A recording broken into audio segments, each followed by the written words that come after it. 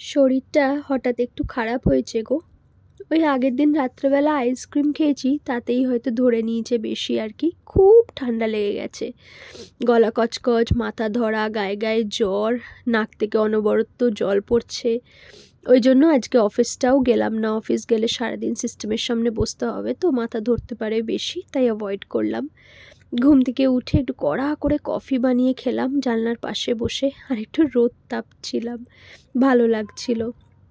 তন্ময় আজকে লাঞ্চটা বানিয়েই দিয়ে গেছে, ফ্রাইড রাইস আর ডিম কষা, আর আগের দিনের একটুখানি চিকেন ছিল, সেটাও নিয়ে নিয়েছিলাম। খেয়ে একদম ভালো করে একটা টেনে ঘুম দিয়েছি ওষুধ খেয়ে। এবার বিকেলে উঠে একটু বেটার ফিল করছিলাম, তাই রান্না করছি বেগুন ভাজা আর একটা তরকারি বানাবো, আলু পটল সয়াবিন কচু দিয়ে একটা মিক্স সবজি। আমার মা বলে দিয়েছে ফোনে কী করে বানাতে হবে।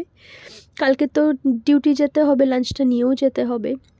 তন্ময় ততক্ষণে দেখি অর্ডার করে দিয়েছে আমার জন্য চিকেন শর্মা আর চা, বিকেলে স্ন্যাক্সের জন্য আর কি। চলো আজ আসি।